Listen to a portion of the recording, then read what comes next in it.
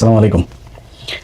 আপনারা একটা রক্তক্ষয়ী সংঘর্ষ, একজন রাক্ষসের মুখ থেকে এই দেশটাকে 1400 মানুষ জীবন দিয়ে বাঁচিয়ে দিয়ে গিয়েছে। সেখান থেকে 2 বছর দূরত্ব নাই, 2 বছরেরও কম সময় হয়েছে। সেখানে দাঁড়িয়ে আপনারা যেটা করছেন, আপনারা এখন গুপ্ত সুপ্ত নিয়ে নিজেদের ভেতরে কামড়াকামড়ি করছেন, লুটপাট, তারপরে নিজেদের ভেতরে মারামারি যা আছে, বিএনপির ভেতরে বিএনপি জামাতের সাথে নানান ধরনের দ্বন্দ্ব এখন চলছে।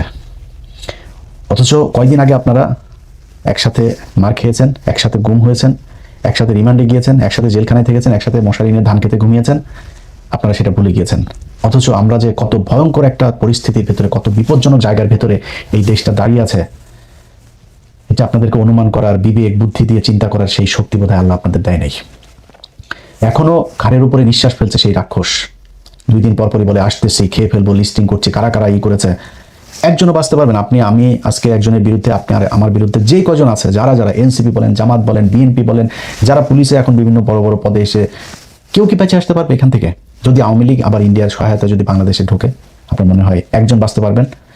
আগে তো নিজের জীবন বাঁচাবেন, এরপরে লুটপাট করেন, গুপ্ত সুপ্ত বালছাল নিয়ে মারামারি করেন, যেটা পরে করেন। আগে দেশের স্বাধীনতাটা, সার্বভৌমত্বটাকে তো আগে ঠিক করে নেবেন, মেরামত করে, যে আমি এখন সিকিউর। এরপরে আপনি কামড়াকামড়ি করেন, খাওয়া দাওয়া করেন। আপনাদের অবস্থা দেখলে মনে হয় আজিব আপনারা একটা স্বাভাবিক নির্বাচনের মধ্য দিয়ে আসছেন। 5 বছর পর আরেকটা সরকার আসলে কি হবে? কিছুই হবে না। আপনার মাথায় রাখতে হবে, অন্তত যদি কমও হয় তাও 20 বছর আপনাকে আওয়ামী লীগকে ক্ষমতার বাইরে রাখতে হবে। তার একটা মহাপরিকল্পনা আপনাদের করা উচিত ছিল, সেটা না করে আপনারা এই করছেন। আজকে যে বিষয়টা আপনাদেরকে বলবো, এটা বললে বুঝতে পারবেন যে কত ভয়ঙ্কর জায়গায়, কত বিপজ্জনক জায়গায় তারেক রহমানের জীবন, আপনাদের জীবন, আমাদের জীবন দাঁড়িয়ে আছে। তাহলে বুঝতে পারবেন। 20 তারিখ, এই 20 এপ্রিল আমি ফেসবুকে একটা পোস্ট করেছিলাম, বিমান বাহিনীর ভেতরে কিছু একটা হচ্ছে, তারপরে সর্বোচ্চ সতর্কতা জারি করা হয়েছে। তো আমি যতটুকু জেনেছিলাম, ওই দিন ভেতরে আমার যতটুকু সোর্স আছে তারা বলছে, ভাই খুব টানটান উত্তেজনা মনে হচ্ছে, এটা মনে হয় খুব উপরের লেভেলের, এরকম 2-1 জন ছাড়া বোধ হয় আর অন্য তেমন কেউ জানে না। আমি এরপরে জানার চেষ্টা করলাম। এর মাঝখানে 23 তারিখে একটা নিউজ দেখলাম। 23 তারিখে নিউজটা করেছেন ভারতীয় একজন সাংবাদিক, তার নাম হচ্ছে চন্দন নন্দী। চন্দন নন্দী 23 তারিখে নিউজে বলেছেন যে Bangladesh air force on high alert after raids net many airman for links with Tehrik Taliban Pakistan, TTP. আচ্ছা, এই নিউজের ভেতরে তিনি বিস্তারিত লিখে দিয়েছেন কি হয়েছে ওই রাতে, তারপরে আগে পরে কি ঘটছে সেনা বিমান বাহিনীর ভেতরে, তেহরিক তালিবানের কি বিশাল বিস্তৃতি ঘটেছে, কতজন সেখানে ট্রেন আপ হয়েছে, কতজনকে, 2 জনকে ধরা হয়েছে, গ্রেপ্তার করা হয়েছে, 10 জনকে আটক করা হয়েছে জিজ্ঞাসাবাদের জন্য, আরো 10 জন পালিয়েছে, সব বিস্তারিত বলে দিচ্ছে। অথচ সে তার এই খবরের ভেতরেই বলছে যে BF headquarters in Dhaka has shied away from even acknowledging the raids and consequent arrest, detention and escapes. মানে ওর খবর, ওর এটার ভিতরে আপনারা নর্থ ওয়েস্টের ওই পোর্টালে গেলে তারপরে দেখতে পারবেন, ওর খবরের ভেতরেই বলছে যে BF হেডকোয়ার্টার্স, মানে বাংলাদেশ এয়ারফোর্সের হেডকোয়ার্টার্স, এই ঘটনা নিয়ে শেড হয়ে তারা অ্যাকনোলেজিংও করছে না অ্যাবাউট কোনটা, অ্যারেস্ট, ডিটেনশন এবং এসকেপ। এই রেড দেওয়ার পরে যে যা ঘটেছে সেই কনসিকুয়েন্স তারা প্রকাশ করে নাই, সে নিজে বলছে। অথচ তিনি জেনে গিয়েছেন, তিনি জানলেন কিভাবে? এটা হচ্ছে কোয়েশ্চেন। আচ্ছা, বাংলাদেশের সেনাবাহিনীর কোনো কিছু হওয়ার আগেই এই নর্থ ওয়েস্টের কাছে চলে যায়, এই চন্দন নন্দীর কাছে। চন্দন নন্দী মূলত ভারতীয় গোয়েন্দা সংস্থার মুখপাত্রের মতো আচরণ করে, ওখান থেকে যেসব সূত্রে খবর টবর পায় এগুলোই সে মূলত করে। তার খবরের একটা বিরাট অংশ জুড়ে বাংলাদেশ সেনাবাহিনীর ভেতরে ওয়াকার পাত দিলেও ওই গন্ধ পায়, এরকম অবস্থা। তো উনি কিভাবে জানলেন? BF এয়ারফোর্স হেডকোয়ার্টার এটা বলেন, সে নিজে বলছে তারা নিজেরাই মুখ খুলে নাই এই কারা কি হয়েছে, রেডের পরে কাদেরকে ধরা হয়েছে, কি করা। অথচ সে সংখ্যা বলে দিচ্ছে যে 10 জনকে, 2 জনকে গ্রেপ্তার করা হয়েছে, 10 জনকে, 9 জন বা 10 জনকে জিজ্ঞাসাবাদের জন্য ধরা হয়েছে, আরো 9-10 জন পালিয়েছে, সেসব বলে দিচ্ছে। কিভাবে জানলো? এবার আসেন, বাংলাদেশের একজন, আমি চন্দন নন্দীর এখানে আরেকবার আসতে হবে, তার আগে বাংলাদেশের একজন সাংবাদিক আছেন জুলকারনাইন সায়ের খান সামি ভাই।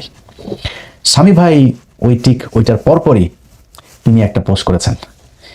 তিনার পোস্টটা হচ্ছে, বিগত অন্তর্বর্তীকালীন সরকার 1.5 বছরে বাংলাদেশের জাতীয় নিরাপত্তার এমন কিছু ক্ষতি সাধন করেছে যা অবর্ণনীয়।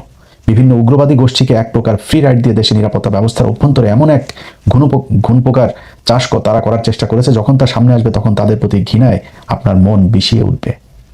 এটা বললে আপনি পুরোপুরি বুঝবেন না কি বুঝাইতে চাচ্ছেন উনি ওইখানে ওই পোস্টে একটা পিন কমেন্ট পাঠিয়েছেন।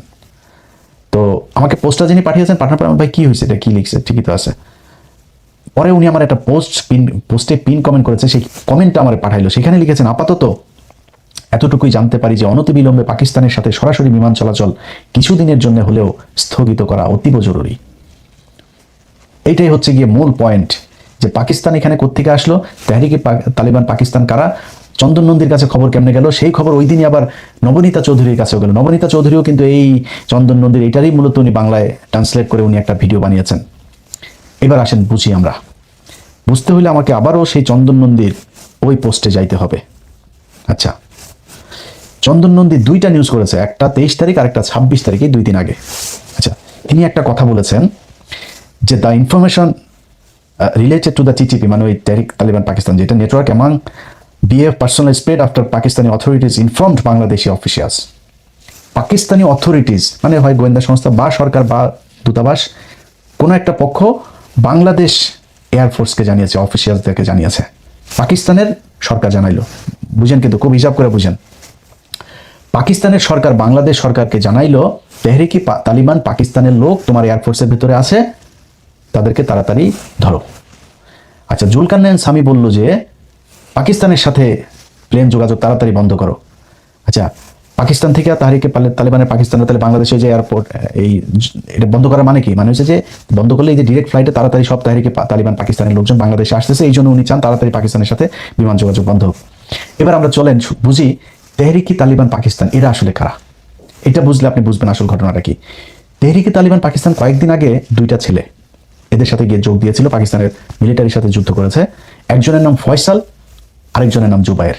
ফয়সাল এবং জুবায়ের দুইজনই বাংলাদেশি নাগরিক, কিন্তু পরে জানা গেল দুইজনই হিন্দু মুসলমান নাম দিয়ে তারপরে তারা সেখানে গিয়ে এদের সাথে যুক্ত হয়েছে। সেটা নিয়ে যদিও এই সরকারের খুব বেশি বিশ্লেষণ নিয়ে আমাদের কোনো কিছু জানানো হয়নি, খুব গোপনীয়ভাবে রাখা হয়েছে, বরং পাকিস্তান যতটুকু সম্ভব তারা সেটাকে প্রচার করেছে। এবং পাকিস্তান মাঝখানে বাংলাদেশের সাথে ভিসা প্রক্রিয়া খুব সহজ করেছিল। এখন কিন্তু ওদের এখানে যাইতে গেলে আবার কয় টাকা ফি দেওয়া, একটা বিরাট তৈরি করেছে তারা। তো আমি কিছু রোগী আপনার থাইল্যান্ড, তারপরে চীন, আমার পরিচিত একজন, তারা এরকম পাঠায়। পাকিস্তানেও কিছু রোগী পাঠানো হয়েছে। পাকিস্তানের ট্রিটমেন্টের ব্যবস্থা কিন্তু খুব ভালো, আপনারা খুবই মানে অল্প খরচে খুব ভালো মানের চিকিৎসা পাইতে পারেন। তো আমি কিছু লোকজনকে পাঠিয়েছিও আমার ওই এজেন্সির মাধ্যমে। তো ওরা আমারে বললো যে ভাই এখন ভিসার ইয়েটা একটু কড়াকড়ি করেছে। তো তারা আবার এমবেসির সাথে কথা বলে জানলো যে আমাদের দেশ থেকে জঙ্গি যাচ্ছে পাকিস্তানে, গিয়ে সেখানে পাকিস্তানের ভেতরে অভ্যন্তরীণ এই শৃঙ্খলা নষ্ট করছে। এই তেহরিকি তালিবান পাকিস্তান শ্রীলঙ্কার যে বাসে হামলা হয়েছে সেটার সাথে জড়িত, ক্রিকেট দলের উপরে হামলা হলো না, ওটার সাথে জড়িত। কয়েকদিন আগে পাকিস্তানের নিরাপত্তা বাহিনীর সাথে যে গ্যাঞ্জাম হলো সেটার সাথে জড়িত।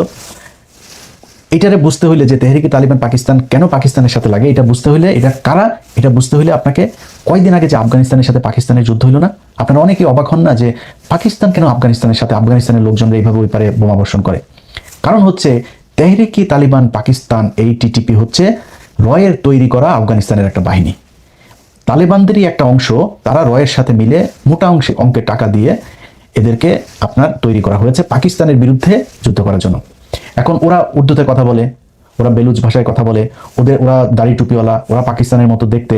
ওরা আমেরিকার সাথে আফগানিস্তানের যুদ্ধ শুরুর পর থেকে 20 বছর ধরে প্রায় 10 লক্ষ আফগানি পাকিস্তানিরা জায়গা দিয়েছে, তাদের